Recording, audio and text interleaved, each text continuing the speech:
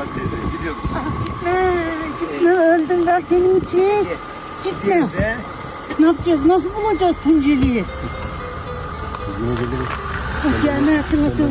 Dördüncü oğlum demedim mi? Dördüncü oğlumsun hemen. Çünkü olmayınca üzülüyorsun, görmeyince üzülüyorsun. Hayat... Yolda ihtiyaç var. Biricik ne yapacak? Sen gibi hiç görmediydi ta. Yeni halimizde çok güzel bir halimiz geliyor. Çok mu üzüldüm, çok üzüldüm. Hadi hakkını dayanamadım ben seni. Hadi Allah'ım hakkınızı verin. Hilal olsun 40 kat ne yaptık da hilal olacak. Bir çayımızı içemedin, bir ekmeğimizi yemedin. Ekmeğini de yedik. Tabii ben kahvaltıya gelseniz sandım, yazdım da ama sen göremeyin ta. Buradan ayrıldıktan sonra WhatsApp'tan. Telefon numaram değişmeyecek değil mi? Arada sırada rahatsız ederim. Özel numara. Tamam mı? Tamam. Hadi hakkını verin. Zaten senin de şeyde rahatsız etmen iş zamanında. Tamam. Hadi görüşürüz. Görüşürüz. Tamam.